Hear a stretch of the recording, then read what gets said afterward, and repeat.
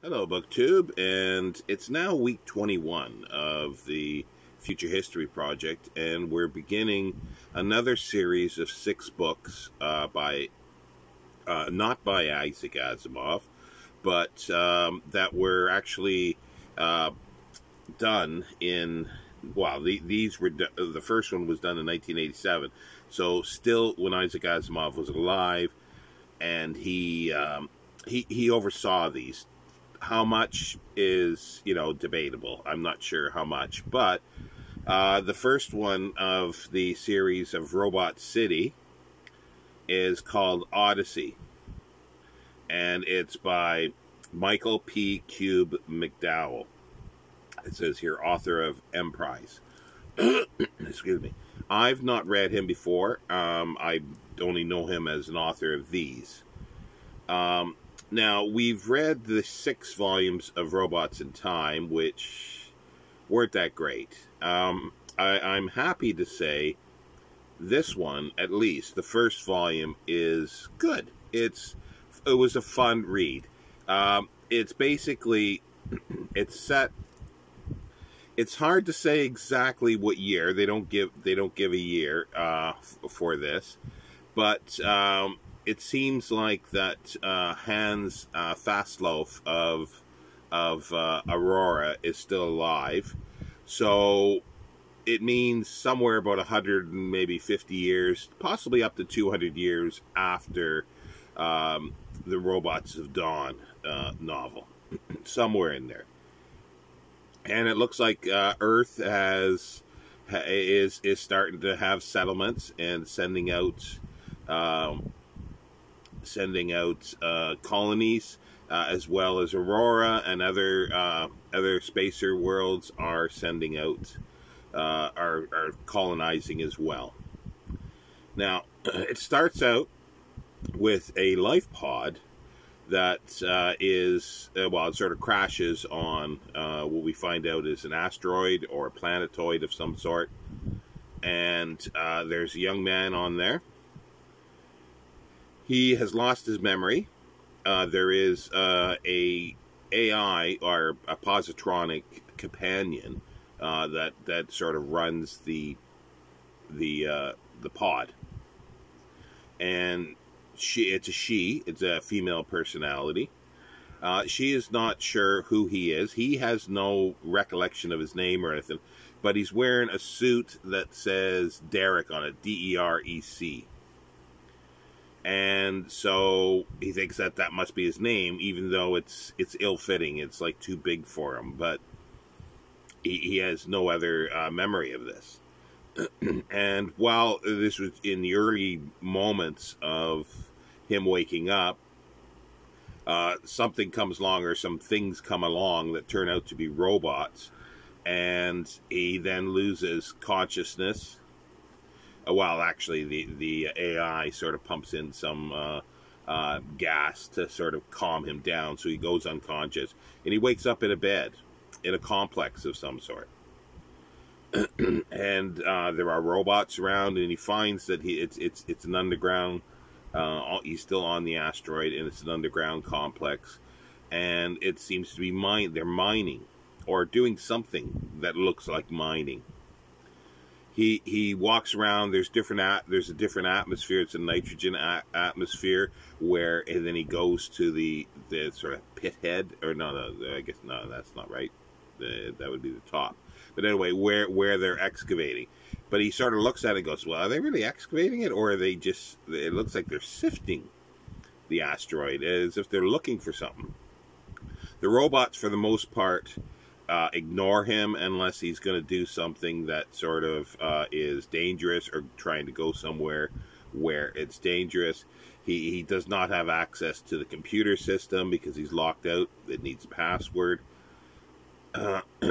But and the reason for the different atmosphere, it's a nitrogen atmosphere because there's ammonia in solid form, and that they're going through, and instead of spending all the time and effort to create filters and everything, and possible igniting the vapors that once they liquefy and the ammonia and other gases that are frozen there. Nitrogen apparently is an inert gas that, you know, the others can sort of mingle with. So he has to use a little breather thing, but the atmosphere or the pressure and everything is normalized. But the robots won't really tell him anything. They're just, you know, when he does get one to talk, they just say he's not authorized, and they are not able to tell him because they have been. He clearly orders them, but they've got a higher priority of not saying anything. So he's looking. He wants to leave, so he's looking for his little pod, his life pod, and he does find it, but in pieces. And he does start engaging with one robot called Monitor 5, who is, you know, because he's asking so many questions and he's becoming stressful, so they do need to do something to alleviate this because of the first law. But he says he wants to leave, but they won't allow him. They won't allow him to put on a suit and go out onto the surface.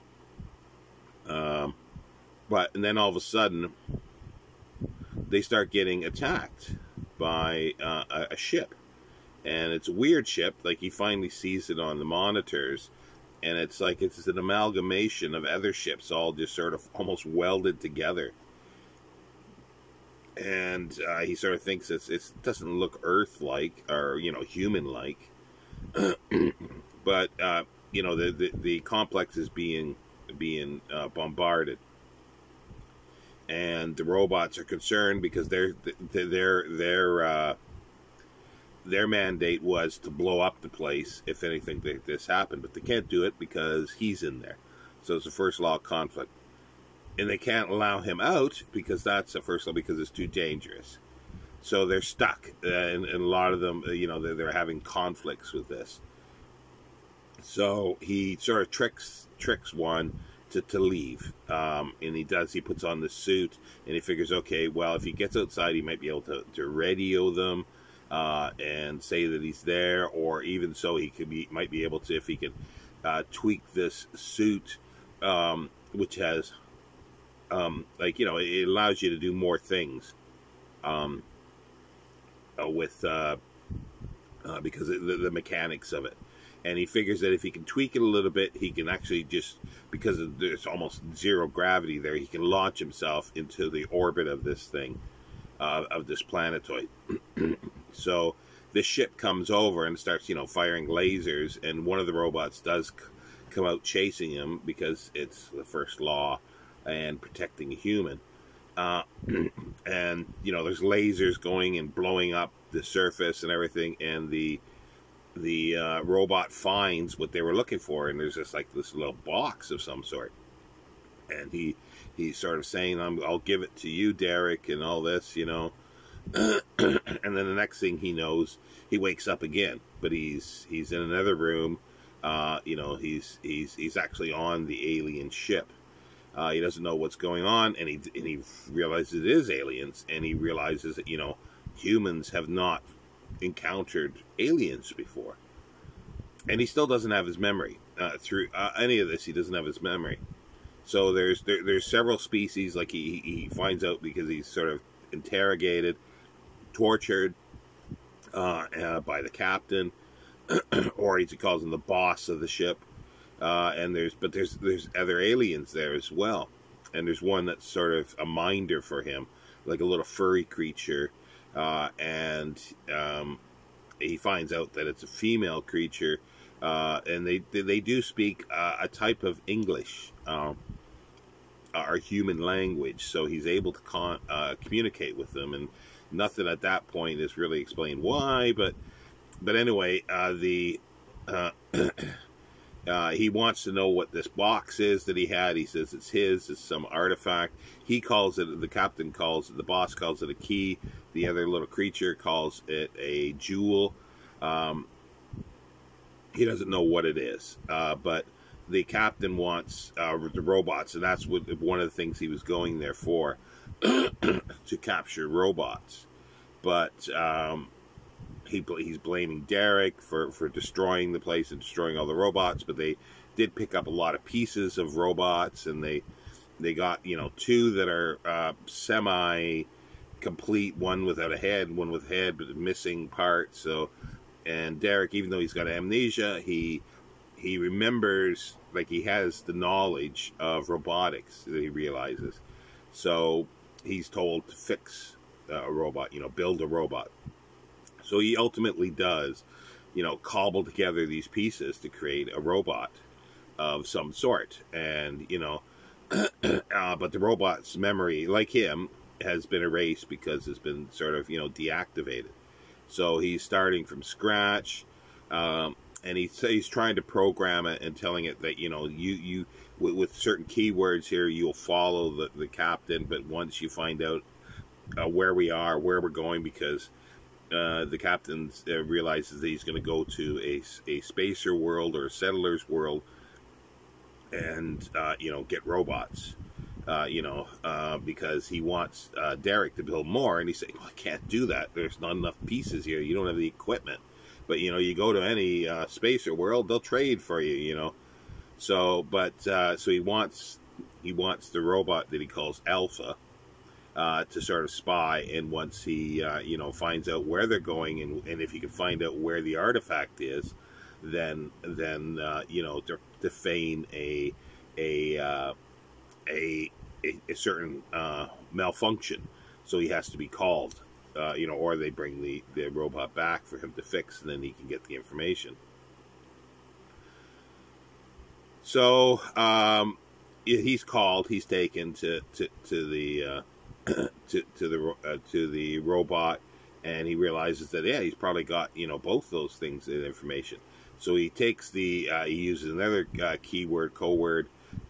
code word to sort of, you know, make him back to being, you know, his robot, so under his command. And then when the boss tries to hurt the human, the robot obviously intervenes to stop this, because there was discussion of whether these aliens, because the robot wasn't quite sure whether they were human, they're humanoid, and it was humanoid enough to be classed as human, but Derek reasons with it and explains that they're not humans. So they do disable the boss, and he's already made sort of a pact with this other furry creature that they will, you know, free themselves from this thing. And the robot knows roughly where the artifact is, this little box. So he tells them, and he starts looking for it, and there's a booby trap, and it's some kind of mine, and it's like, you know, Flash, and the next thing he knows, he wakes up in a hospital on a space station. It's run by robots again. It's a hospital space station, and some military stuff there. It's one of the abandoned sort of way stations that were used in the very early days of when the first spacers left Earth, and they used them as way station points. But this one was kept on for a part of it working. So he finds out that, you know, he had, you know, severe burns. He was almost dead. All over him. And in the meantime, also, like, just before this all happened, he met another female prisoner that was being held, that he didn't know was there, that apparently knows him. But she didn't say anything, and then the explosion. So she's worse off than he is, and they wake him up a little prematurely, because they don't know who he is and how he's going to pay the bill, you know. So he finds out that they impounded. Well, what happened was he's told that the ship comes out of hyperspace, and then all of a sudden breaks apart, and the one part is, you know, coming towards the space station. So they send out a rescue or, you know, investigative team, and they found them. And they also found the robot that was protecting them. So the robot that Alpha that Derek had created sort of saved their lives. And then they were told he was deactivated. But also too, the little furry creature was hiding out there too, but they didn't know that. So, and somehow they knew about the this artifact, this key. That is not really explained how it was sort of known, because it was found and taken, and then they do finally talk to a human overseer of this station, and he's told that, well, we had to sell you, we impounded your ship because you need to pay the bill, yada yada yada. So they've lost the ship, but they know that it's got to be around there somewhere, and hoping that the box is there. So then they meet up again with the furry little creature, the other alien, and the Catherine, or Kate, she's not fully healed, but she's on the mend. So the creature knows where the artifact is, because it watched the robots take it, and it's in sort of the headquarters of the station. And so they devise a way to steal it, and finally the creature does tell what's happened and what this thing is, because Derek just knows. He says it's mine, and he doesn't have any memory. He doesn't know what this is. He thinks that she might know, Kate might know, and there's all this tension between them all the way through. But the little creature does finally say it's some kind of device that will transport you to a place called perihelion, that is sort of next to everywhere in the universe, and then you can travel anywhere, with this little device. And so they do. They're being pursued by robots, and the two humans, like they activate it, and they go to this place that's just gray and of nothingness. And then they try it again, and then all of a sudden they're on top of this huge tower somewhere, with this vast city spread out below. And they have to wait till the next morning in order to activate it again, because the power drain potentially. But they go back to perihelion, and then they were trying to either get back to the station or to Aurora, but they wind up back on the tower. So they climb down the tower, and they're met by robots, but they hide the box, the key, and it's sort of nearing the end of the story, and they find out that it's a robot city. There's no humans there, and they're there to study and try to create a humanics, law, in a sense, and study humans. But there's no humans around. Well, there was one, but it was murdered. And that's where it ends, because they're saying, we want you to help us solve this murder. And it's like, well, it couldn't have been robots. There must be someone else there. Well, they say there's two suspects, and they're the two suspects. And that's where the story ends. Anyway, I thought it was very good. That's a sort of convoluted way of saying I enjoyed the story, because it starts out with the tension, and you don't know what's going on. And there's lots of twists and turns of the plot. And also it plays a lot on the three laws again. And there's an introduction by Isaac Asimov saying, this has sort of been commissioned, and he sort of oversee it, and he's allowed them to use the three laws of robotics, and he likes the way, these questions are being made. And it is definitely tied into, the Aurora, and Dr. Hans Fastloff, however you pronounce his name, and it's it's clearly a time where they've moved off. Humans have moved ahead, and or at least Earthlings are starting to explore and colonize, slowly. So. And it looks like Derek, because she does tell him a little bit, like, it looks like she met him as sort of like a waylay or layover at some station or something like that, or a planet, and just knew that he was a mechanic, basically, an engineer, and his name was David, and but she doesn't know much else. Well, she might know more, but he's sort of at this point going, well, if you don't really know me well, you're not going to tell me anything, so don't tell me anything more. And so he just used the name David Derek now for this, and he still, like I say, he still hasn't got his memory back. And the next story is going to be